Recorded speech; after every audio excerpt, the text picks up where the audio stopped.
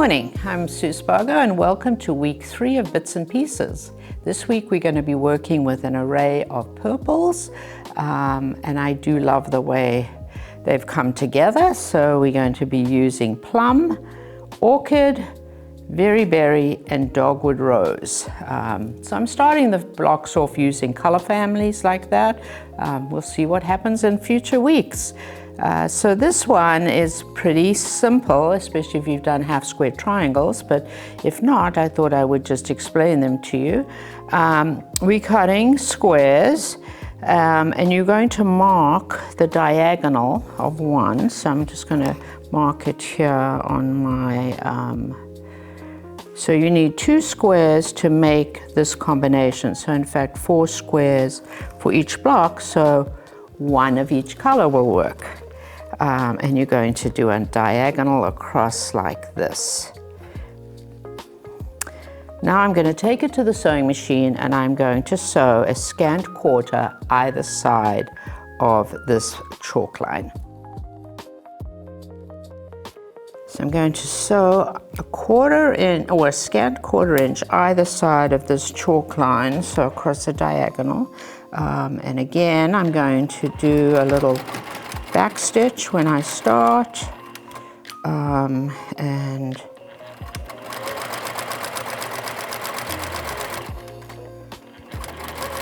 a little back stitch at the end here. Then I'm going to turn it around and sew a scant 1/4 inch on the other side. Repeating the little back stitch.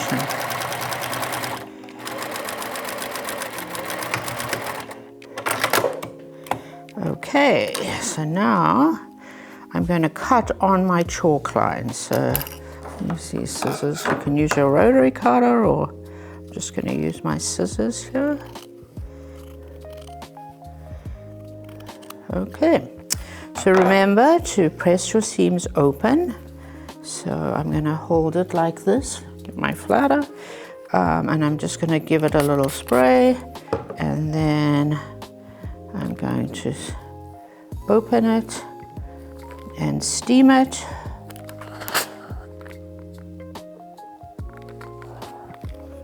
And just use the clapper for a couple of minutes or a couple of seconds. I have found that the clapper really works nicely if you do it. You see how nice and flat that is? When you do it straight away with, when it's still hot. So put a little bit of flatter on and press this open. I do love these little strip sticks. They work so well for wool because, like I said, you don't get the line on the other side. And look how nice and flat that is.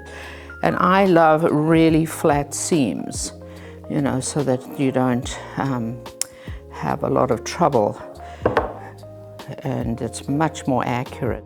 Okay, so now that we've sewn our squares together and cut them apart, we are now going to cut these and trim them up to 3-inch squares.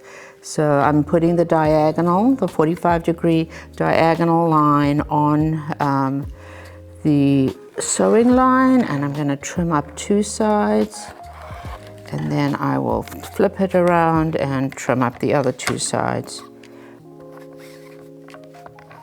And then we'll have a 3-inch square. And then we'll sew these 3-inch squares together to form the flying geese block. So there we go. So when you sew them together, you want to line up. I lined up so that the colors matched in the center for the flying geese block, and so they would be a little different like this. So the first thing you want to do is just make sure that this seam here matches. And you could put a pin in there if you want, or if you feel confident enough, you can just hold it and we will do a little back stitch and sew these together.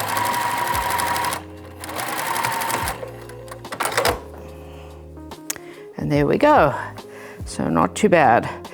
So you're going to trim away the extra little bits in the seam allowance here. I like to do that to get rid of some of the bulk and then I will press that seam open, and then we will sew these 2 blocks together across here, trying to make sure that your point is at the 1/4 inch mark, and so then you'll have them coming together here in the center. Again, because we trimmed up these blocks, don't forget to just do a little tack stitch with your machine on each of the sides here where you would have cut them. Okay, so now we have our 3 blocks, and we can play around with our templates.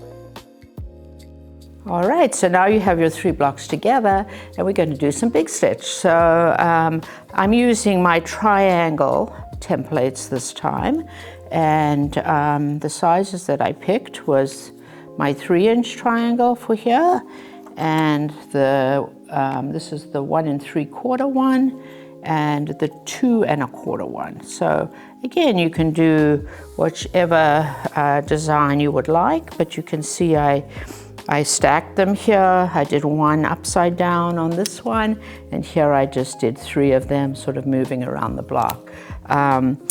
I love purple and chartreuse together, so that's why I picked Easy 31 in a number 3 and did the big stitch on these. So this is the blocks for week 3. So please like and subscribe, and enjoy stitching these and gathering them on your design wall, and I will be back with week 4 next Wednesday.